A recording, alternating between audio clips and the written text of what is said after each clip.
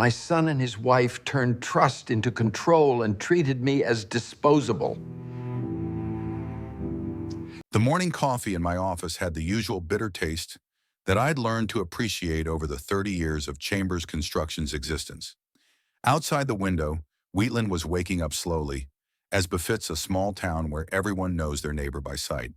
My 72 years didn't stop me from coming into the office by 8 in the morning and overseeing every aspect of the company I'd built from scratch after being laid off from a large construction corporation. Betty, the secretary, brought a folder of contracts for me to sign. The woman had worked with me for 12 years and knew my habits better than I knew myself. Every morning she made me coffee, just the strength I liked, arranged the documents in strict order of importance, and reminded me of upcoming appointments. "Mr. Chambers, the contractors from Springfield want to meet tomorrow about the school project," she said, arranging the papers on the desk in neat stacks. "And your son asked me to remind you about the meeting at 2 o'clock. Mr. Anderson also called, wanting to discuss problems with the delivery of materials to the Riverside site." Ryan had been with the company for 8 years, starting as an engineer and working his way up to deputy director. After Martha's death a year ago, I had come to rely more on him and his wife Jennifer for financial reporting. It seemed logical to prepare them for the fact that the company would one day pass into their hands. I wasn't going to work forever, although I wasn't planning to leave anytime soon. My health allowed me to stay active, and my work gave me a raison d'etre after the loss of my wife. "Thank you, Betty." "Reschedule the meeting with the Springfield boys for the day after tomorrow." "I'm on a tight schedule," I asked, looking through the first document in the stack. "And tell Tom Anderson I'll see him at 10:30. Betty nodded and left, and I delved into the contract for the shopping center. The project promised to be lucrative, but it required a substantial initial investment. I'd always favored caution in financial matters, especially after a few bad deals in the early 2000s that had nearly bankrupted the company. At 10:30, Steve Connor, the foreman, came in with a progress report on the housing estate. The man was meticulous and never sugarcoated the situation, for which I appreciated him. Steve had been with the company for 16 years and had worked his way up from a simple laborer to a leading foreman, and I trusted his professionalism. "Frank, we've got a problem with the brick shipment," he said, sitting down in the chair across from my desk and pulling some documents out of a folder. "The Milford plant is a week behind schedule. The contractor cites equipment failure, but I suspect it's due to a more favorable order from a competitor." I went through the paperwork he brought in. The delay could have disrupted the construction schedule and incurred penalties. Customers didn't tolerate tardiness, especially when it came to housing. They planned to move in by a certain date. "Contact alternative suppliers," I instructed. "The price may be higher, but the schedule is more important. And amend the contract with the plant for the future. We need penalties for such delays." "I'm already working on it," Steve nodded. "Found a supplier in Riverdale, 15% more, but the quality is proven. We worked with them 2 years ago when we built an office building on Main Street. Never had any complaints." "All right. Go ahead and draw up the contract, but include a clause to reimburse the Milford plant for the extra costs. Let them know that irresponsibility has consequences." After Steve left, I met with Tom Anderson, the head of the design department. Tom had worked with me for 14 years and was responsible for the technical side of all our projects. The man had a rare combination of creativity and practicality that made him indispensable to our business. "Frank, we need to update the project software," he began without preamble. "The current version is outdated, and our competitors are already using more modern solutions. This gives them an advantage in project development speed and calculation accuracy." "How much will it cost?" I asked, mentally estimating the budget for technical re-equipment. "About $80,000 with staff training," Tom replied. "It would pay for itself in a year and a half due to increased productivity and fewer errors in projects." It was a lot of money, but investments in technology always paid off. I remembered that 10 years ago, we had been one of the first in the region to introduce computer-aided design, which had given us a serious competitive advantage. "Prepare a detailed estimate and implementation plan," I decided. "We'll consider it next week." I spent the next 2 hours sorting through correspondence and studying proposals from new suppliers. The market for construction materials was constantly changing, and new technologies and materials were emerging that could improve the quality of our work or reduce costs. At 2 o'clock in the afternoon, the weekly meeting with key personnel was held. Ryan reported on negotiations with new clients, Jennifer gave a financial summary, and Tom Anderson talked about plans for the next quarter. The atmosphere was workmanlike, and everything seemed business as usual. But I noticed a few odd looks between Ryan and Jennifer that they exchanged when they thought I wasn't looking. "Dad, I think we should consider expanding into neighboring counties," Ryan suggested, laying out a map of the region in front of me. "Competition is getting stronger in Wheatland, and Brookfield and Oakville have a less saturated market. Many new neighborhoods are being built there, and local contractors can't always keep up with the volume of orders." The proposal made sense, although it required a serious investment.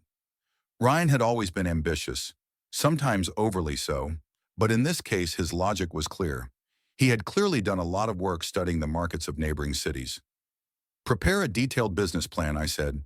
"Analyze local competitors, assess the necessary investments and potential profits. Also study the legal aspects of working in other counties. There may be peculiarities in licensing. We'll discuss it in a week." "I've already started working on it," Ryan replied quickly. "I'll have a complete picture by the end of the week."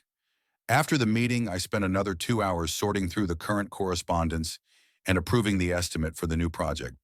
The client wanted to build a country house in an unusual style, which required non-standard solutions and additional approvals with the city services. At 6 in the evening, he left the office and went home. We had bought the house on Maple Street with Martha 25 years ago. The two-story structure with spacious rooms and a large lot had seemed like a palace to us, then after the cramped apartment in the center of town. After she died, I'd asked Ryan and his family to move in with me. The house was big enough for all of us, and I didn't want to be alone in it amidst the memories. Jennifer was preparing dinner in the kitchen when I walked in. A woman of 37, neat and executive, she seemed like the perfect wife for my son. They had married 6 years ago, and I had never noticed any major conflicts between them. Jennifer was a good cook, kept the house in order, and kept the company's financial records in order. "Hi, Frank," she said, keeping her eyes on the stove where something was sizzling deliciously in a pan. Ryan hadn't arrived yet. He said he'd be in the office late. He was meeting with the bank about a line of credit. "Good work today," I said, heading into the living room. "The expansion proposal looks interesting." "He's been preparing for this presentation for a long time," Jennifer added. "He's been studying the markets, analyzing the competition. Ryan really wants to grow the company." Turning on the TV, I settled down in my favorite chair and tried to relax. It had been a busy but productive day. The company was growing, albeit slower than I would have liked. Perhaps Ryan's idea of expansion did have merit. Lately, I felt like I had come to rely more on his judgment, especially when it came to strategic planning. The TV was showing news of rising real estate prices in the region. Analysts were predicting a further increase in demand for housing, which boded well for the construction business. Perhaps it really was time to expand. Around 8 p.m., my son arrived. I could hear him talking with his wife in the kitchen, discussing the day's events. Their voices came muffled, and I didn't pay much attention to the conversation until I heard my name. "My dad's company is almost ours," Ryan said quietly, but clearly enough for me to hear the words through the sound of the TV. There wasn't much time left. I froze in my chair, straining to hear and turning down the volume on the TV with the remote. My heart beat faster with surprise and growing bewilderment. What did he mean by almost ours? "Are you sure he won't suspect?" Jennifer asked, and I caught a note of concern in her voice. "Frank is still pretty sharp for his age. He asked a lot of questions about your expansion project today." "He trusts us," Ryan replied with a confidence that now seemed ominous to me. "After Mom died, he became more dependent on our help. Besides, I've already prepared the ground. In a month or two, he'd realize it was time to hand over control to younger, more energetic people." My heart beat even harder. I continued to sit still, afraid of missing a word of their conversation, which was becoming more and more threatening. "What if he refuses to cede control willingly?" Jennifer persisted, and I felt a chill run down my spine. "Then we'll take it to the limit." Ryan's voice had a hardness to it that I'd never heard from my son before. "I have a few trumps up my sleeve. After all, you could cite his age and argue that he's no longer capable of making informed decisions. There will be witnesses among the staff if you prepare the ground properly. But he's your father. Jennifer sounded doubtful. Business is business, Ryan said coldly. Sentimentality is not appropriate here. The company needs fresh ideas and a modern approach. Dad's a good builder, but he's not what he used to be as a manager. It's time for him to step back and enjoy a well-deserved vacation. Their voices grew quieter, and I could no longer make out the words, but what I heard was enough. A few minutes later, Jennifer called us to the table and we ate dinner as usual. Ryan talked about his meeting with the bankers. Jennifer shared her weekend plans, and their 8-year-old daughter Sarah chatted about schoolwork. I kept the conversation going, trying to act natural, even though everything inside was boiling with resentment, hurt, and growing anger. Looking at Ryan, who was casually cutting meat and smiling at his daughter, I couldn't believe what I had just heard. This man I had raised, taught, and passed on my knowledge and experience to, was planning to betray me and take away the fruits of my 30 years of labor. After dinner, I went up to my bedroom under the pretext of fatigue, but sleep did not come. Lying in the dark on the bed I'd once shared with Martha, I replayed the conversation I'd overheard over and over in my head. Every word Ryan and Jennifer said crashed into my memory like shards of broken glass. My father's company is almost ours. He's no longer capable of making informed decisions. There will be witnesses among the employees. My own son spoke of me as an obstacle to be removed. The clock on the bedside table read 12:30. The house was quiet. Ryan and his family had gone to bed, and I lay with my eyes open, trying to process what had happened. The pain of betrayal mixed with anger and the growing realization that I was blind to what was happening around me. How long had they been planning this takeover? How long had my son been plotting against me, taking advantage of my trust? Getting out of bed, I walked to the window and looked out into the courtyard.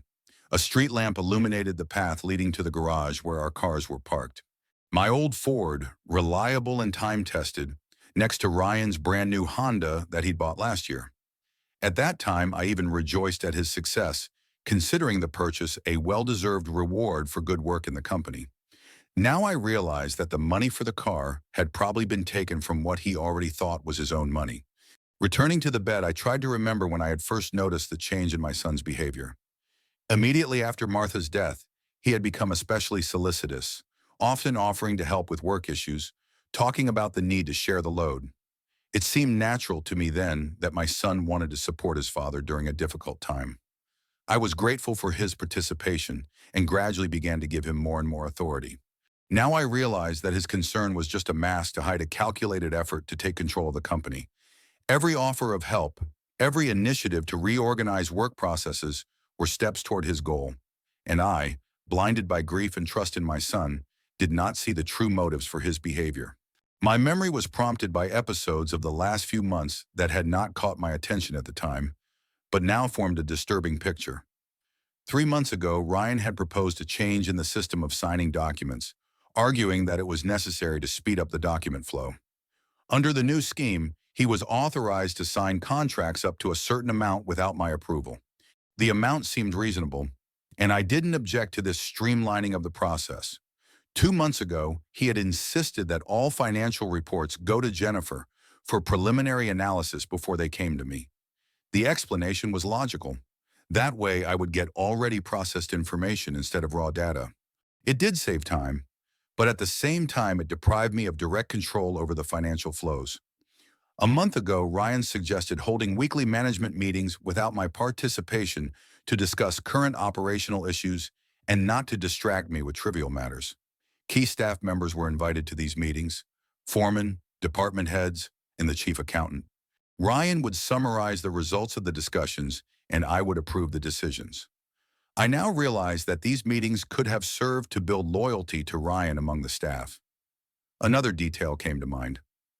Last week, as I walked past Jennifer's office, I happened to overhear her phone conversation with one of the bank employees. She was discussing the possibility of increasing the company's line of credit and mentioned upcoming management changes. At the time, I had assumed she was referring to the planned business expansion that Ryan had proposed. Now, however, the words took on a different meaning. It was becoming obvious that the plan to remove me had been long and methodical. Ryan and Jennifer had acted cautiously, gradually expanding their authority and strengthening their position in the company. Every move they made seemed reasonable and aimed at improving the company's performance. I myself authorized these changes, unaware of the true goals of the initiators. Especially painful was the realization that they had exploited my grief for Martha. After her death, I really needed support and was ready to delegate some of my responsibilities.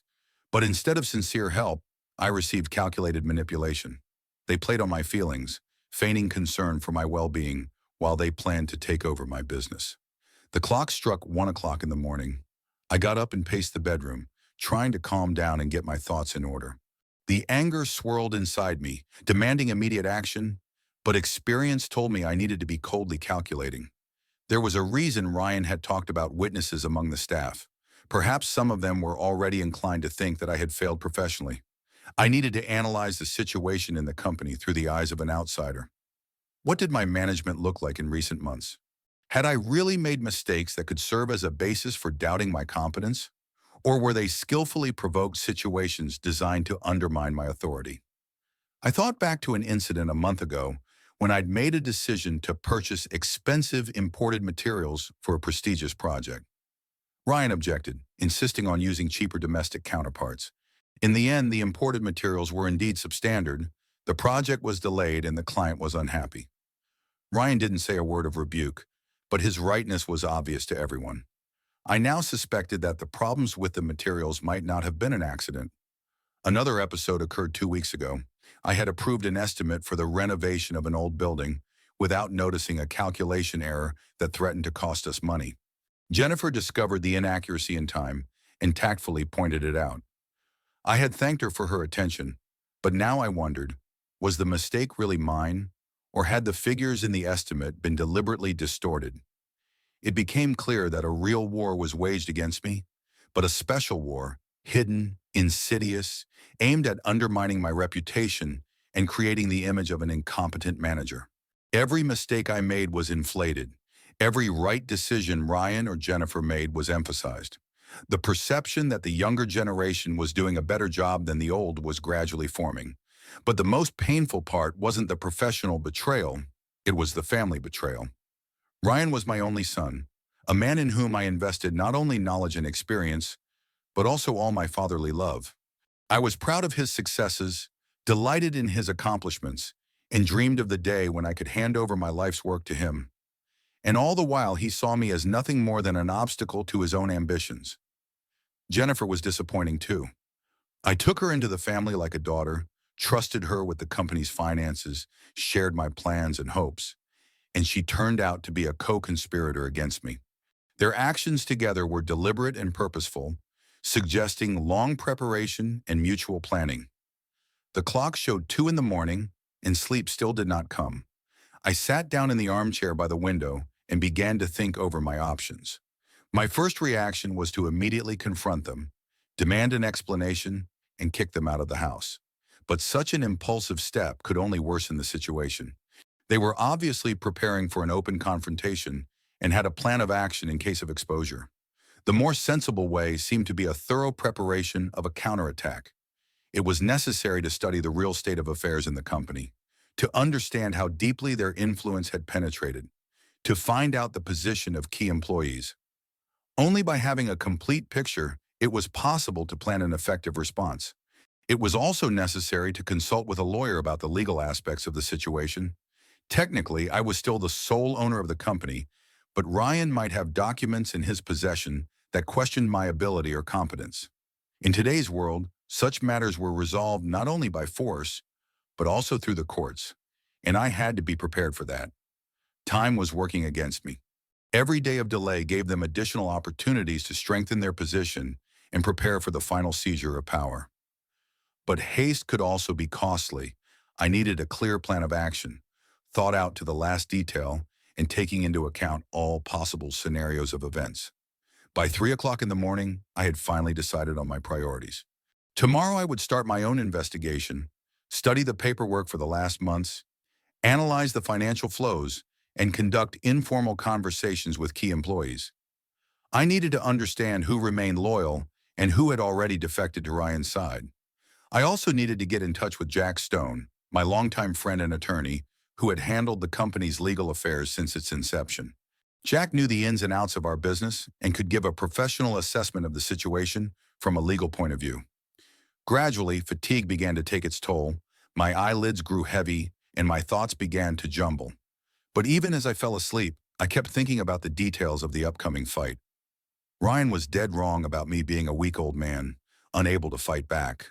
At 72, I still had the clarity of thought and the strength of character that had helped me build my company from the ground up. If my son wants a war, he'll get one. In the morning, I woke up with a heavy head and a feeling as if I hadn't slept at all. A few hours of forgetfulness did not bring relief, but rather the opposite. The reality of what was happening became even more tangible and painful. It was drizzling rain outside the window, which matched the gloomy mood. The clock showed 7:30, and I decided to go to the office early so that no one would interfere with my study of the company's documents. The house was still asleep, which was fortunate. I quietly went down to the kitchen, made coffee, and had a quick breakfast. Looking at the family photos on the refrigerator, I experienced a sharp pain. Snapshots from birthdays, holidays, company parties, all of those moments now seemed fake, filled with hidden hypocrisy. How long had Ryan been smiling in my face, planning betrayal? Reaching the office at 8:30, I found the building still empty. The security guard greeted me in surprise. I usually didn't show up until 8. Going up to my office, I turned on my computer and began a methodical study of the last month's paperwork. What I discovered was beyond my worst expectations. The first thing that caught my eye was the number of contracts Ryan had signed in the last 3 months. Technically, he was authorized to make deals up to $50,000 without my approval, but almost all of the contracts were for $48,000 to $49,000. There was no chance that Ryan had used his authority to the fullest. Studying these contracts in detail, I noticed a few oddities. First, many of the contractors were unfamiliar to me, even though I knew almost every vendor in the region. Second, the prices in the contracts seemed inflated compared to market prices. Third, there were clauses in the contracts that I would never approve of. For example, a 70% prepayment of the contract amount. One contract in particular caught my attention. It was for a shipment of building materials from Rockford Sapley, a company I had never heard of. The amount was $47,000 with an advance payment of $33,000. After checking the supplier's address on the internet, I found that the company had been incorporated only 4 months ago, and its office was located in a small shopping center on the outskirts of the city. The next step was to look at the financial reports Jennifer prepared. The summaries she gave me looked pretty good. Profits were growing, expenses were under control, and cash flow was stable. However, when I analyzed the primary documents, I saw a very different picture. Many items of expenses were overstated, not critically, but quite noticeable upon close examination. Equipment rental cost 10 to 15% more than usual, legal services suddenly became more expensive, and transportation costs increased for no apparent reason. Each item individually was not suspicious, but together they amounted to a considerable sum. I paid particular attention to a new expense item, consulting services. $18,000 had been spent on this item in the last 2 months. Having studied the documents, I found out that the money was transferred to the firm Strategic Consulting Group. A search on the internet yielded no results. Such a company did not officially exist. Having analyzed bank statements, I found another disturbing pattern. Several large payments were made with the note by order of the CEO, although I did not remember giving such orders. The largest payment was $25,000 and had been made 3 weeks ago to Development Partners, Inc. A phone call to the bank clarified the situation partially. The manager explained that the payments had been authorized by the person authorized to handle the corporate account. Technically, everything was correct, but I didn't remember giving anyone such authorization. Asking for copies of the documents, I found my signature on the power of attorney given to Ryan a month ago. The signature looked authentic, but I had absolutely no recollection of signing that document. Perhaps Ryan had tucked the power of attorney into a stack of other documents that I had signed without looking, trusting my son. Or maybe the signature had been forged. He'd had plenty of samples of my autograph over the years. At 10:30, I called Jack Stone, my lawyer and longtime friend. Jack had been handling the company's legal affairs for 15 years, and knew the ins and outs of our business. The man was always straightforward and honest, which made him an indispensable advisor in difficult situations. "Jack, I need your help," I said when he answered the phone. "It's an urgent meeting on a confidential matter." "Sure, Frank. What is it? Problems with the contracts?" The lawyer's voice sounded concerned. "Worse. Come to the office in an hour. I'll explain in person." While I waited for Jack, I continued to study the documents. In the folder with correspondence, found several letters that I had not seen before. One of them was from an insurance company notifying me of a change in the terms of a corporate insurance policy. According to the letter, Ryan, as deputy director, would be the beneficiary in the event of my death or incapacity. Another letter came from the city government regarding an application for a license to operate in a neighboring county. The application had been submitted on behalf of the company a month ago, but I had not authorized any such action. Moreover, the application stated that Ryan Chambers was being appointed as the expansion project manager with broad authority. The third letter was the most disturbing. It came from an auditing firm notifying of an audit of the company's financial and business operations scheduled for next week. The audit was initiated at the request of an interested party and was supposed to evaluate the effectiveness of the current management of the company. It was becoming obvious that a comprehensive strike was being prepared against me. Ryan was not only intercepting financial flows and making dubious deals, but also creating a legal basis for my removal. An audit could have uncovered irregularities in the management of the company that would have been grounds for a change of management. When Jack arrived, I told him in detail about the overheard conversation and showed him the discovered documents. The lawyer scrutinized the papers, occasionally shaking his head and making notes in his notebook. His face grew more and more serious as he familiarized himself with the materials. "This is a serious situation, Frank," he said, setting aside the last document. "Your son is methodical and legally sound. Technically, most of his actions are within the scope of his authority. But those powers were given for other purposes," I objected. "It will be necessary to prove it. And it's not always easy to prove breach of trust, especially when there's documentary evidence of your orders." Jack explained that a power of attorney for a bank account was valid whether I remembered signing it or not. Moreover, if the signature was forged, it had to be proven through a handwriting expert, which took time. "As for the upcoming audit," the lawyer continued, "its results can be used to justify the need to change the management. If the auditors find irregularities in financial statements or management decisions, it will create serious problems." "What are my options?" I asked. "Several strategies. The first is to immediately revoke all powers of attorney, limit Ryan's authority, and conduct an internal investigation. This will give you time to get to the bottom of the situation, but it could provoke open conflict. And the second, proceed with caution without revealing that you know what they're up to. Gather additional evidence of abuse, prepare counter-arguments for the audit, and strike at the most favorable moment." I like the second option better. The element of surprise could be the deciding factor in a confrontation. If Ryan realized he'd been exposed, he could make desperate moves that would damage the company. "Then we'll go undercover," I decided. "What's the first thing I need to do?" Jack drew up a plan of action. First, it was necessary to secretly order an independent audit of financial transactions for the last 6 months. This would give us an objective picture and prepare us for an official audit. Second, it was necessary to check all suspicious contracts and find out the real nature of the contracting firms.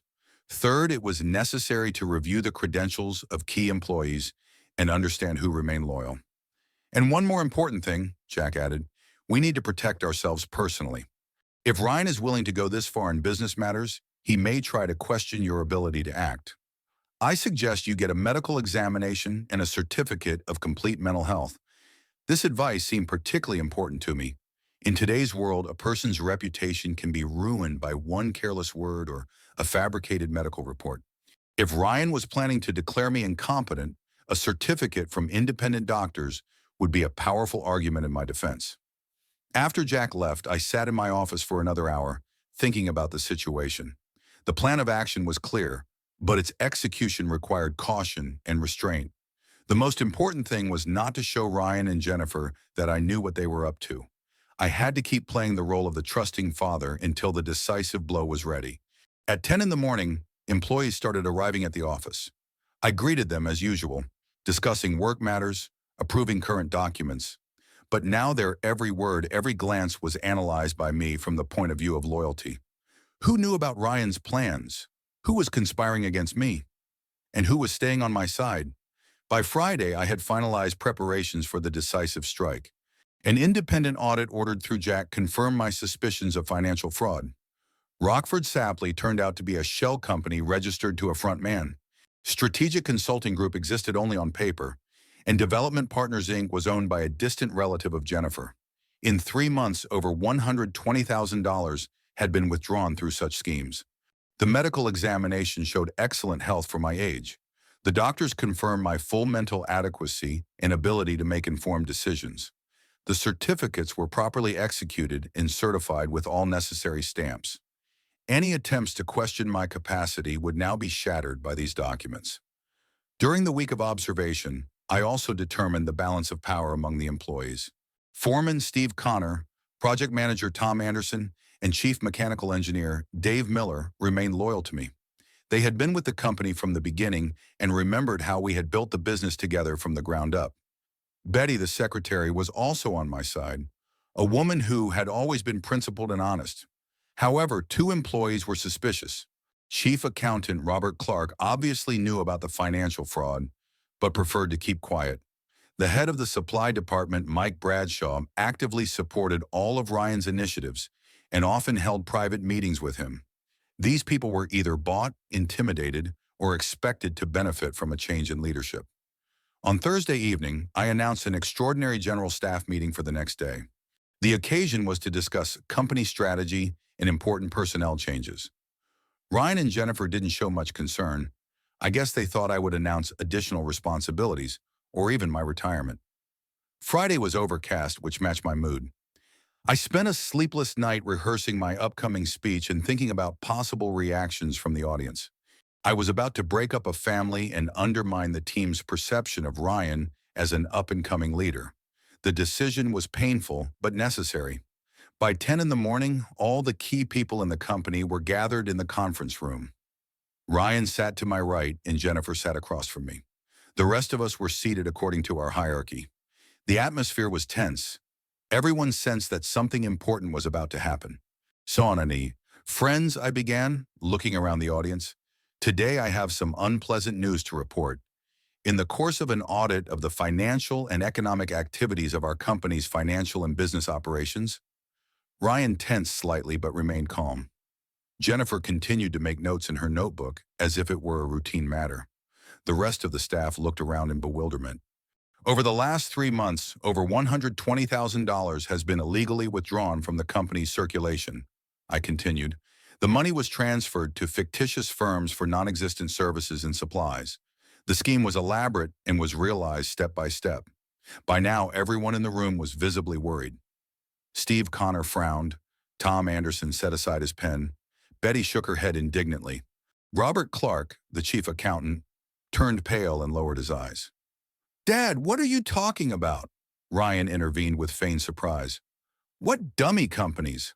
All of our suppliers are vetted and have impeccable reputations.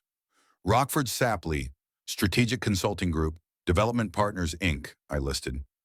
Do the names sound familiar? The first company is registered to a front man and has no production facilities. The second one exists only on paper. The third is owned by a relative of our CFO. Jennifer raised her head sharply, and anxiety flashed in her eyes. She could no longer pretend she didn't know what she was talking about. It's absurd, she objected, but her voice trembled. All financial transactions were conducted in strict accordance with procedures. I have documents proving the legality of each transaction. There are indeed documents, I agreed. But the goods and services for which the money was paid didn't really exist. The auditors checked every transaction. The results are disappointing. I took the independent auditor's report out of the folder and put it on the table. The figures were eloquent. $123,000 withdrawn through shell companies, 18 dubious contracts, 16 fictitious transactions. So, in addition, I continued, there was a forgery of documents, in particular, the power of attorney for the disposal of the bank account, which I allegedly signed a month ago. A handwriting examination showed that the signature was forged. Ryan stood up from his chair, his face contorted with anger. "You're accusing your own son of stealing?" he exclaimed. "How dare you? I've worked honestly for this company all my life, helping you grow the business." "Helped?" I grinned bitterly. "Or were you planning to seize control? My father's company is almost ours." "Remember those words?" Ryan froze, realizing that his conversation with his wife had been overheard. Jennifer turned even paler and frantically clutched her pen. "You were eavesdropping?" his son asked quietly. "I overheard it by accident," I answered. "I decided to see how deep the deception went. The result exceeded my worst expectations. The atmosphere in the room was heated to the max. The employees sat in a daze, not knowing how to react to the family drama unfolding before their eyes. Some looked at me sympathetically, others avoided meeting my gaze. "This is bullshit!" Jennifer shouted, jumping up from her seat. "You're a paranoid old man. You see conspiracies and betrayals everywhere. We've been working hard and you're organizing an inquisition." "Honest work?" I asked again, pulling out another folder. "Then explain where you got the money for a new car, expensive vacations in Europe, and home repairs. Your salaries don't allow for that kind of spending." Jennifer was confusedly silent. Indeed, in recent months, their standard of living had risen significantly, but I put it down to bonuses and successful personal investments. "And now the main question," I said, rising from my chair. "Due to the violations and abuses I've uncovered, I've decided to terminate Deputy Director Ryan Chambers and Chief Financial Officer Jennifer Chambers for misconduct in office." The room erupted in shouts of surprise and outrage. Some supported my decision, some protested. Ryan stood stunned, unable to believe what was happening. "You can't do this," he whispered. "I'm your son. We're family." "That's why your betrayal is especially painful," I replied. "I trusted you as my son, and you used that trust to deceive me." "That's illegal," Jennifer exclaimed. "Shukurena Rashid. We'll go to court. We'll prove that you're unfit to run the company." "Try," I replied calmly. "I have all the necessary documents for legal defense. But you may have problems with the criminal code." The threat of legal action was sobering. Ryan and Jennifer realized that their plans were ruined and the situation could turn against them. "Dad, let's talk calmly," Ryan tried to compromise. "There may have been a misunderstanding. We can settle this peacefully." "The time for talking is over," I said. "The decision has been made and is not subject to appeal. Please leave the company building and surrender all of your work documents to Betty." The next half hour passed in a tense atmosphere. Ryan and Jennifer collected their personal belongings under the watchful eye of the security guard. The employees went to their desks, discussing what had happened in hushed voices. Some were supportive, others shook their heads with regret. "Frank, I always knew something was wrong with the finances." Dave Miller, the chief mechanic, approached me. "Too often there wasn't enough money to pay the workers, even though there were plenty of orders." "Why didn't you say anything, Cortini?" "I thought you knew. Then I was afraid you wouldn't believe me." "Ryan's your son. It was a painful lesson in how family ties can cloud the mind and prevent you from seeing the obvious." Other employees noticed the oddities too, but preferred to keep quiet out of sensitivity or fear. When Ryan and Jennifer finally left the building, I felt a strange mixture of relief and devastation. The threat had been eliminated, but at what cost? I had lost my son and daughter-in-law, destroyed my family, and put the future of the company in doubt. There were long months ahead to rebuild trust in the team and establish new work processes. But I had no choice. Betrayal is unforgivable, especially when it comes from the people closest to you. The company was my brainchild, the result of 30 years of hard work. I couldn't let anyone destroy what I'd spent a lifetime building, even if that someone turned out to be my own son. As early as Monday of the following week, the phone calls from relatives began. The first to call was Martha's sister, Dorothy Henderson, a woman who was bossy and never shy about speaking her mind. She was 68 years old, and since her retirement, she had devoted herself to overseeing the lives of family and friends. "Succor, Frank, what kind of madness have you been up to?" she began without preamble. "Ryan came to me in tears yesterday. He told me how you kicked him out of the company in front of all the employees. How could you do that to your own son?" "Dorothy, you don't know the circumstances," I tried to explain. Ryan had committed serious financial irregularities. Nonsense, she interrupted. The boy had worked honestly all his life. And you're not thinking straight at your age. Martha was always worried that you were becoming suspicious and suspicious as the years went by. The mention of her late wife stung. Dorothy skillfully used the memory of her sister as a weapon in an argument, knowing it would make me defensive. It's not senility, I replied firmly. I have documentary evidence of the fraud. An independent audit has confirmed the embezzlement. What embezzlement? Ryan says you just don't understand modern business practices. Maybe you need medical attention. At our age, our memory starts to fail. We get strange ideas. The conversation went on for another half hour, but I couldn't convince Dorothy I was right. She was completely on Ryan's side and considered my behavior to be a manifestation of senility. Her argument sounded familiar. Apparently, her son had carefully prepared for the information war. On Tuesday, Martha's brother, Robert Henderson, called. The man was softer than his sister in character, but no less insistent in defending the family interests. Robert worked as an accountant for a large corporation and considered himself an expert in financial matters. Frank, I talked to Ryan, he said worriedly. The boy is in serious condition.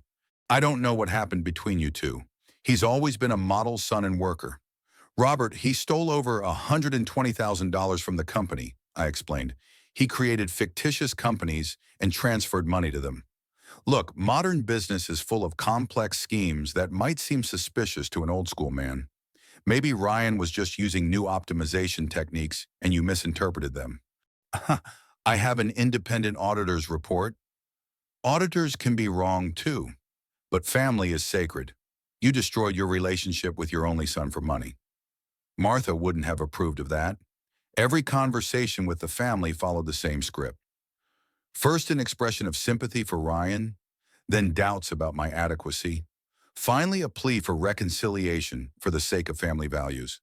It was becoming obvious that my son had done a massive job of shaping public opinion in his favor. On Wednesday, Martha's cousin, Peggy Wilson, arrived unexpectedly. The woman lived in a neighboring state and rarely visited Wheatland. Her visit seemed clearly planned. Ryan had mobilized all the relatives to pressure me. Frank dear, Peggy began, seating herself in the living room with the look of someone ready for a long conversation. I traveled 300 miles to talk to you. The whole family's concerned about your condition. My condition? I was surprised. There's nothing wrong with me. That's what people your age say when they start having problems with their memory and thinking. Ryan told us about your strange accusations, your paranoid conspiracy ideas. These are classic symptoms of age-related mental changes. Peggy pulled several pamphlets on aging disorders out of her purse and spread them out on the coffee table. The titles were eloquent. Dementia, Signs and Symptoms, How to Help an Elderly Relative, Legal Aspects of Incapacity. Look, she continued, pointing to one of the texts. Unreasonable suspicion of loved ones, accusations of theft, aggressive behavior. All of these are described here as typical manifestations of the disease. Peggy, you're a reasonable woman. I tried to appeal to her common sense. Don't you realize that Ryan is just manipulating you? He's making it look like I'm crazy to justify his manipulations. What if it's the other way around? She objected. What if you're really sick and you don't realize it? You should see a doctor. Get yourself checked out. If there's nothing wrong with your health, then we can talk about the conflict with Ryan. I told Peggy about the medical certificates proving my legal capacity, but she dismissed the argument. According to her, you can get such documents at any private clinic for money. What you need is an examination in a state institution under the supervision of relatives. You know what, Peggy? I said, rising from my chair. I'm tired of these accusations. If you all think I'm crazy, that's your right. But I'm not going to justify myself to those who believed a lie without finding out the facts. Frank, don't be so hot, the woman tried to calm me down. We're trying to help. Families are supposed to support each other in times of need. Support? I grinned bitterly. Where was that support when I buried my wife? Where were you when I was lonely and hard? As soon as Ryan asked for help in besmirching my reputation, everyone showed up. After Peggy left, I sat in the empty living room for a long time, pondering what had happened. My son's strategy had been well thought out and effective. He hadn't just accused me of injustice, he had questioned my sanity. This allowed my actions to be attributed to illness rather than malice, which looked more plausible in the eyes of others. On Thursday, the situation became even more complicated. The pastor of a local church, the Reverend Daniel Carter, came to see me. The man was highly regarded in the community and often mediated family conflicts. His visit meant that the conflict had been publicized and had become a topic of discussion in the town. "Frank," the pastor said, sitting down across from me, "I'm not here to judge, but to help. Our congregation knows you as an honest and decent man, but recent events have caused concern among many of the congregation." "What events?" I asked, though I knew what it was about. "Conflict with my son. Ryan had come to me for spiritual support. He is desperate because his father considers him a thief and a traitor. The boy says he's willing to forgive any accusations just to restore family relationships. Reverend Carter was a sincere man but naive in worldly matters.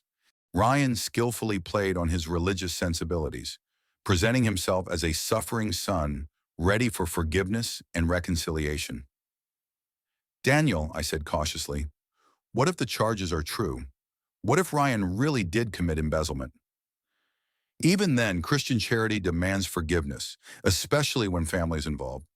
The prodigal son also returned to his father and was forgiven. But in the parable, the son repented of his sins. My son, on the other hand, denies guilt and accuses me of being crazy. Maybe he's just afraid to admit his mistakes. Fear drives people to desperate acts. If you reach out first, he'll find the strength to repent."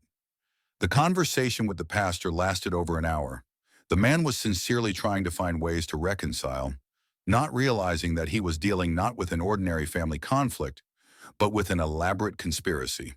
His naivete and good-heartedness played into Ryan's hands, who had the support of a spiritual authority. By the end of the week, the pressure had reached a critical point. Calls from relatives followed one after another. Each felt it was their duty to offer an opinion on the situation and call for reconciliation. Some were more delicate, others directly accused me of cruelty and irrationality. Particularly painful was the call from Martha's niece, a young woman named Susan. She worked as a social worker and considered herself an expert on the psychology of the elderly. "Uncle Frank," she said in the sympathetic tone she used with difficult clients, "I understand how difficult this is for you. With Aunt Martha dead, you're all alone, and that's a lot of stress for someone your age." "Susan, I don't need psychological help," I replied tiredly.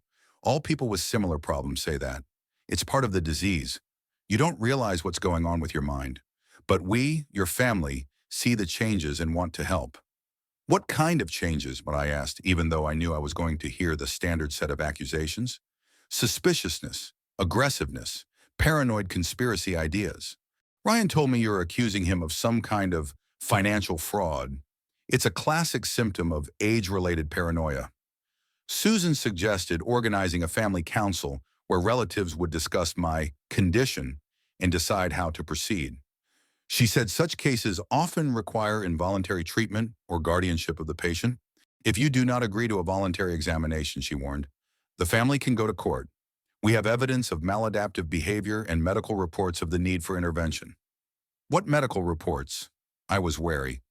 "Ryan had consulted with doctors, described the symptoms of your condition.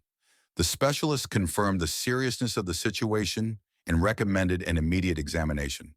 It was becoming obvious that a real attack was being prepared against me. Ryan wasn't just trying to smear my reputation, he was planning to have me declared incompetent by the courts. This would allow him not only to take over the company, but also to gain control of all my assets." Friday evening, I sat in an empty house and summarized the week. The family I thought I had been supporting had turned against me. My relatives believed Ryan's lies and were willing to take the most drastic measures to save my mental health. Attorney Jack Stone and a few loyal company employees were my only allies. But I wasn't about to give up. On Monday, the plan was to begin reorganizing the company and searching for new staff to replace those who had been laid off.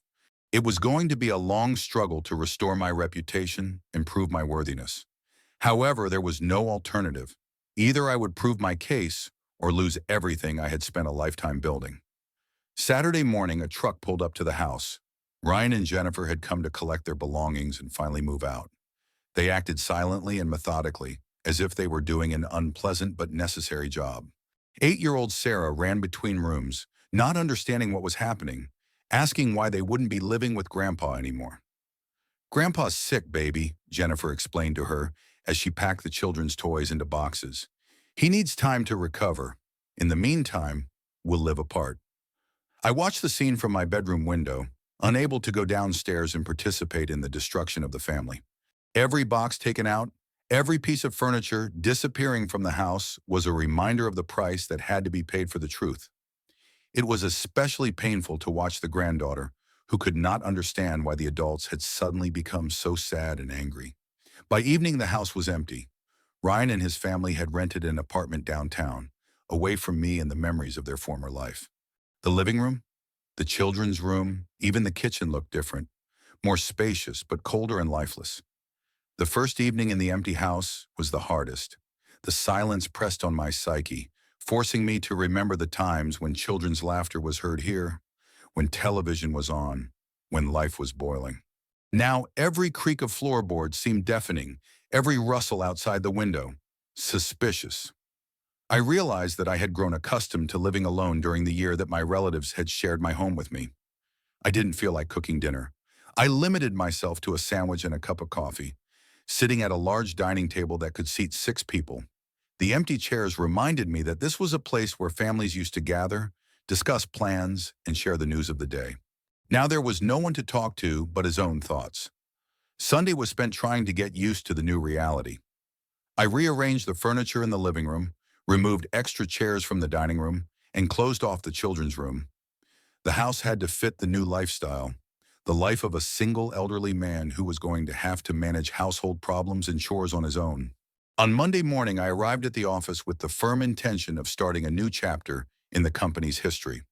The first order of business was to fill the vacancies created by Ryan and Jennifer's dismissal. The deputy director and CFO were key positions on which the smooth running of the business depended. Betty, the receptionist, had already prepared a list of candidates who had responded to the weekend's job postings. The news of my son's dismissal had spread quickly through the city, and there were plenty of applicants to fill the vacant positions. "Mr. Chambers," Betty said, showing me a folder of resumes, "there are 7 applicants for the CFO position.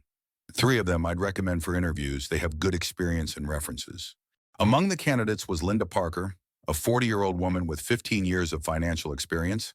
She worked as a chief accountant for a medium-sized construction company in a neighboring town, but was willing to change jobs for career advancement. References characterized her as honest and competent. "Schedule an interview with Mrs. Parker for tomorrow," I decided. "Sarson, and what about the candidates for the position of deputy director?" "It's more difficult," Betty admitted. "There are a few good managers in our region, but there is one interesting option. Michael O'Connor, 45 years old. He worked as a deputy director for a large company in Chicago, but moved to our city for family reasons." I went through O'Connor's resume. Education, experience, references, all looked impressive. The man had managed millions of dollars worth of projects and had a reputation for effective management. The only question was why he'd accepted a job with a small company in a provincial town. While Betty contacted candidates, I got busy researching the company's current projects. During the time that Ryan had actually been in charge of operations, a lot of decisions had accumulated that had been made without my input. Some of them raised serious doubts about their appropriateness. For example, the contract for the construction of the retail pavilion was awarded at a minimal profit margin of only 5% of the project cost. Normally, we would not undertake work with a profit margin of less than 10%. After reviewing the documents, I realized that Ryan had agreed to the unfavorable terms in exchange for the client's recommendations to other potential clients. Another questionable project involved the renovation of an old building downtown. The work was technically complex and required specialized equipment that we didn't have. Ryan planned to rent the equipment at inflated prices from one of those mysterious companies he was dealing with. The losses on the project could have been $20,000 to $30,000. The third problem concerned personnel policy. It turned out that in recent months, Ryan had fired 3 experienced workers, citing a reduction in workload. They were replaced by young and inexperienced people with significantly lower salaries. Formally, it looked like cost optimization, but the quality of work could suffer. Steve, I turned to the foreman, Connor, tell me honestly how things are going at the sites. Are the new workers coping with their tasks? Frank, I won't hide it. There are problems, Steve answered, scratching the back of his head. The guys are trying, but they lack experience. We have to constantly monitor and rework. It slows down the pace and increases costs. Why didn't you say anything before? Ryan said it was just a temporary problem. He promised that, in a month or two, the newbies would get the hang of it and things would get better. I didn't want to cause any problems. It was becoming clear that the personnel changes were part of an overall plan to weaken my position. By firing experienced employees, Ryan was creating problems in the production process, which could then be blamed on my inability to lead the company. And the low profitability of the projects was undermining the financial stability of the company. On Tuesday, I interviewed Linda Parker. The woman made a good impression, competent, focused, with a clear understanding of the construction business. Her questions about the company's financial condition were professional and appropriate. Mr. Chambers, she said at the end of the conversation, I should warn you that there are rumors in town about your company's financial problems. It is said that the previous CFO quit because of a disagreement with management over accounting policies. Mrs. Parker, the previous CFO, was my sister-in-law. She was fired for embezzlement and forgery. If you're concerned about the company's reputation, you can read the independent audit report. Linda scrutinized the auditor's documents and asked a few clarifying questions. Her professionalism made a positive impression on me, and I offered her a position. The woman agreed to start work on Monday of the following week. On Wednesday, an interview with Michael O'Connor took place. The man turned out to be a serious professional with extensive experience in construction project management.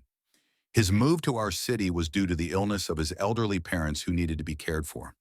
Mr. O'Connor, I asked, don't you think our company is too small after working for a large corporation? On the contrary, he replied, in a small company there are more opportunities to realize your own ideas. Large corporations often suffer from bureaucracy and slow decision-making. Michael also demonstrated local market knowledge and an understanding of small-town operations. I offered him a position, and he agreed to start work in a week. Gradually, life was falling into a new direction. Days were spent working hard to get the company back on track. I spent my evenings at home, getting used to solitude and silence. I had to learn how to cook all over again. After my wife's death, Jennifer took over. On Thursday night, heating up a frozen dinner in the microwave, I thought about how life had changed over the past month. Not so long ago, I was the head of a large family, surrounded by the care of loved ones. Now I sat alone in an empty house, eating prepared food from plastic containers and planning weekends alone. But I didn't feel sorry for myself. On the contrary, there was a sense of freedom and control over my own life. I no longer had to guess my daughter-in-law's mood, tolerate my son's hidden discontent, or adjust to other people's plans. I could make decisions on my own and be responsible only for their consequences. The company was also beginning to recover. New staff brought a fresh perspective on work processes, offered ideas for optimization. Linda Parker had already identified several financial irregularities from Jennifer's time and developed a plan to correct them. Michael O'Connor had revised the project management system and suggested better control methods. By the end of the week, I felt the hardest part was behind me. The painful process of freeing myself from the toxic influence of relatives was over. There was a long road ahead to rebuild my reputation and grow the business, but I was now confident in my abilities. 72 years is not a sentence, it's just a number. The key is to keep a clear mind and the will to fight. On Monday morning of the third week after Ryan's firing, a court summons was delivered to me. The courier handed me an envelope with official stamps and asked me to sign for receipt. The paperwork was immaculate. My son had hired a good lawyer and was preparing for a serious legal war. The lawsuit contained several counts against me. The first one concerned unlawful dismissal without sufficient grounds and compensation for moral damages. The second demanded that my decisions of the last few months be recognized as null and void, as having been made in a state of diminished capacity. The third point was the most dangerous, a request for a forensic medical examination of my mental state. The lawsuit was accompanied by testimonies of witnesses describing my behavior as inadequate and aggressive. Among them were Robert Clark, the chief accountant, Mike Bradshaw, the head of the supply department, and several relatives. They all claimed to have observed signs of senile dementia and paranoid disorder in me. Particularly painful was the statement of my niece Susan, who as a social worker gave her words professional weight. In her opinion, I had displayed unwarranted aggression toward loved ones, made absurd accusations of financial fraud, and refused to acknowledge obvious facts. She recommended that the court order a compulsory medical examination and consider guardianship. Immediately calling Jack Stone, I asked him to come to the office immediately to discuss defense strategy. The attorney arrived a half hour later and carefully reviewed the claims. His face grew more and more serious as he familiarized himself with the documents. "This is a serious situation, Frank," he said, putting down the last page. "Ryan is working through an experienced lawyer. The strategy is well thought out and could be effective, especially with the support of the family." Can the court really believe this nonsense about me being incompetent? I was outraged. Unfortunately, it can. Judges are not medical experts and have to rely on the opinions of specialists. If a court-appointed psychiatrist finds evidence of dementia, your chances are drastically reduced. Jack explained that testimony and public opinion play a big role in cases like this. If multiple people claim that a person is behaving inappropriately, the court tends to believe it, especially when it's an elderly person who has recently had a wife die and family problems. "What are our defense options?" I asked. "Several avenues. First, your medical certificates of full capacity. Second, employee testimony attesting to your professional competence. Third, the results of an independent audit proving the validity of Ryan's termination. What about the forensic audit the court requires?" "You'll have to undergo one, but you can insist on appointing multiple experts from different medical institutions. It'll reduce the risk of bias." We spent 2 hours developing a defense strategy.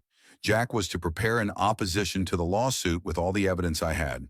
The plan was also to gather testimony from loyal employees and independent witnesses who could attest to my adequacy. On Tuesday, the situation was complicated by the appearance of members of the press. The local newspaper, the Wheatland Herald, published an article about the trial under the headline, "Family Drama in the Construction Business."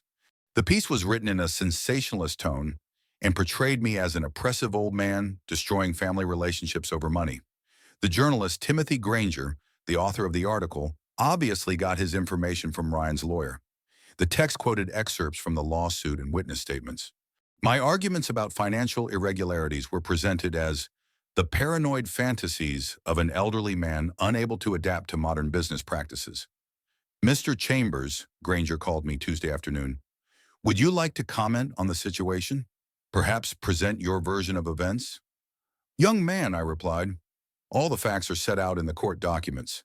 When the trial is over, it will be clear who is right and who is lying. But the public has a right to know the truth. Your son claims that you have wrongfully accused him and destroyed the family. What do you have to say about that?" "All I can say is that the truth always wins, sooner or later." After that conversation, I realized the information war was heating up. Ryan didn't limit himself to legal proceedings, but tried to shape public opinion in his favor. The newspaper article was just the beginning of a campaign to discredit my reputation. On Wednesday, camera crews from 2 local TV stations arrived at the company. The journalist wanted to film a report on the scandalous dismissal of a son by the founder of a family firm. They were denied access to the property, but continued to be on duty at the entrance, trying to catch me or the staff for interviews. "Frank, what do we do with the press?" Foreman Steve Connor asked. "They are trying to get the workers talking, offering money for information about your medical condition. Forbid all employees to communicate with journalists." I decided any information should only come from me or my lawyer.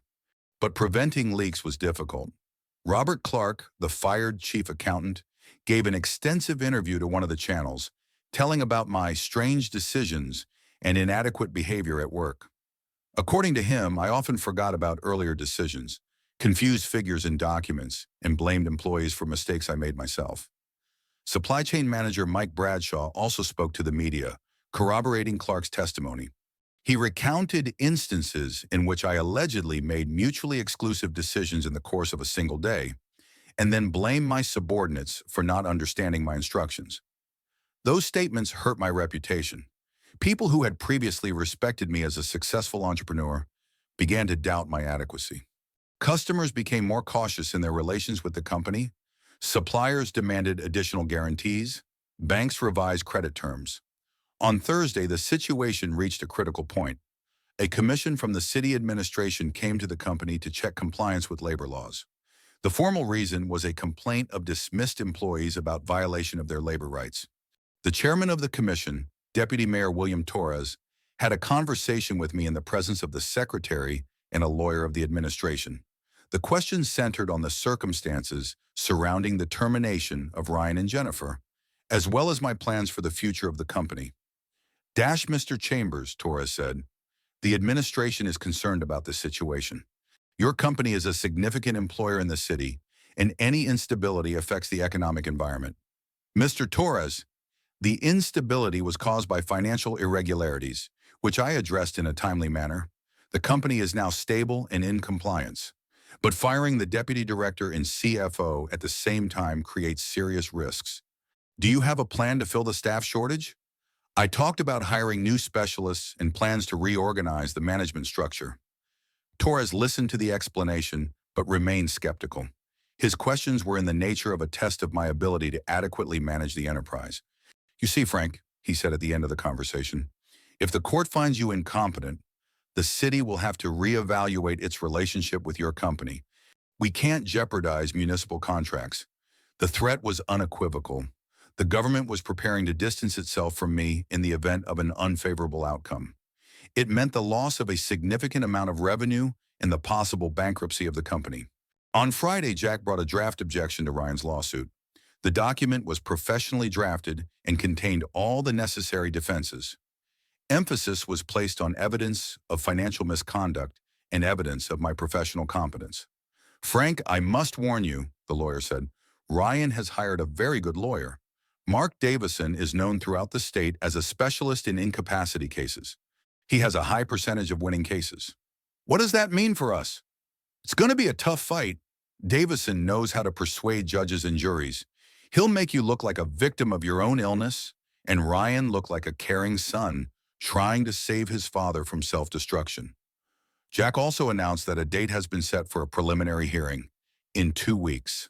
At that hearing, the court will consider a motion for a medical evaluation and determine how to proceed. Prepare for the forensic examination to be ordered, the attorney warned. There are too many witnesses claiming problems with your health. The court can't ignore that.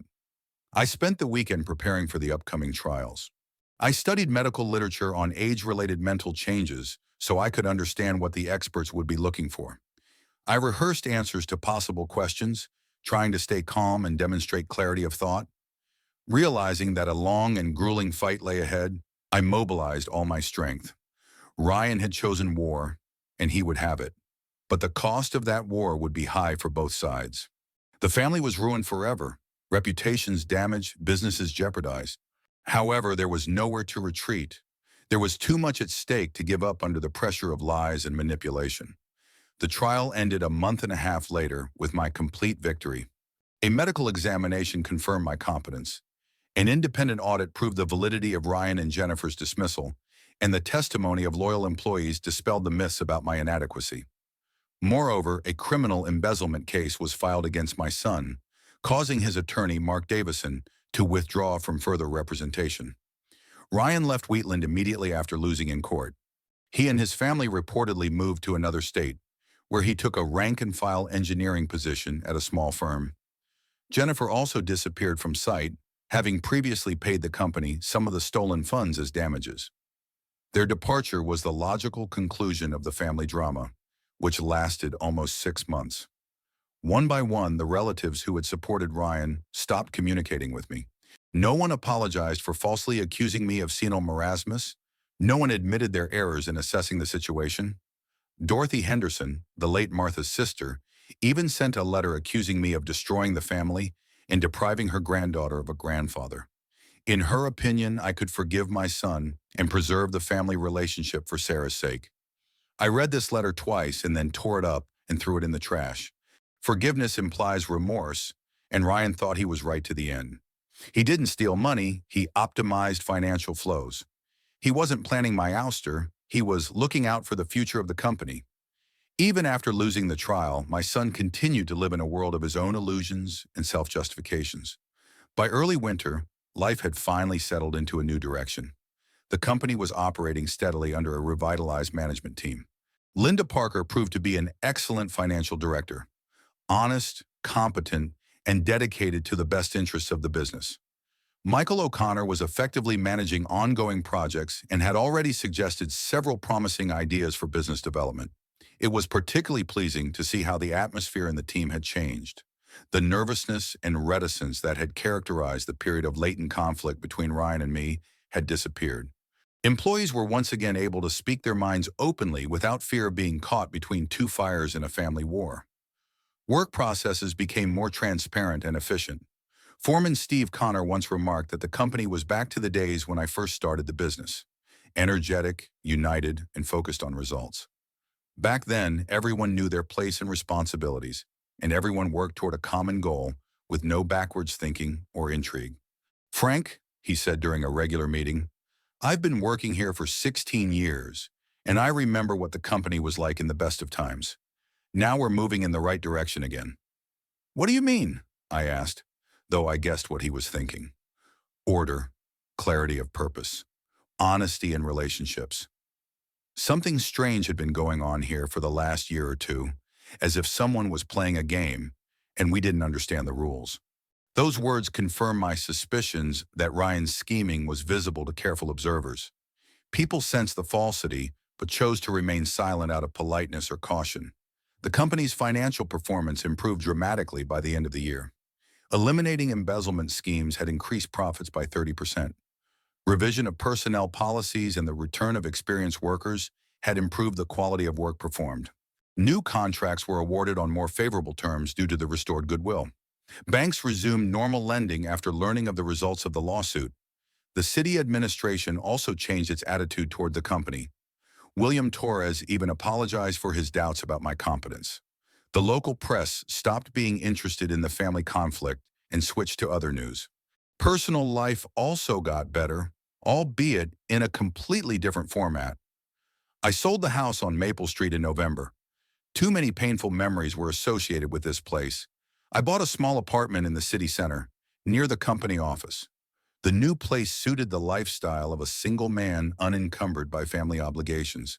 At first, loneliness was a burden, but gradually I learned to appreciate freedom and independence. There was no need to ask anyone about plans for the evening, no need to take into account other people's moods and desires, no need to explain my decisions.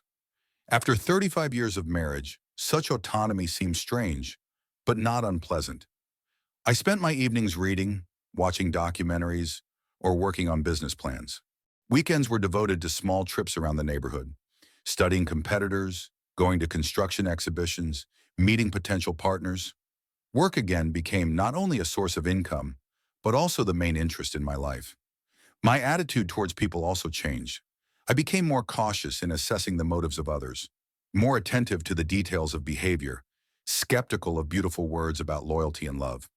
The experience of betrayal of loved ones taught me to recognize falsity at an early stage and not to let emotions cloud my mind. This was especially true for new employees. Now I carefully checked references, studied biographies, observed behavior in various situations. Trust had to be earned by concrete deeds, not by family ties or eloquent promises. In December, a young engineer, David Turner, approached me with a job offer. He was 28 years old, a recent university graduate, and eager to put his knowledge into practice. His enthusiasm reminded me of young Ryan, who 30 years earlier had been just as eager to fight and dream of great things. "Cherie, Mr. Chambers," Turner said during the interview, "I am willing to work overtime, take on additional responsibilities, and do whatever it takes to grow the company." "Young man," I replied, "willingness to work is good, but honesty and reliability are more important. In our business, reputation means more than profit." "I understand, sir. My integrity is impeccable." "We'll see." Honesty is not tested by words, but by actions in critical situations. I've hired Turner, but on probation for 6 months instead of the usual 3. Time will show whether the young man really has the qualities he declares, or whether this is another beautiful facade hiding selfish motives. By the end of December, summing up the year, I realized that I had made the right choice, despite the painfulness of the process. By banishing the traitors from my life, I had regained control of the company and my own destiny. 72 is not an age to capitulate to cunning and meanness.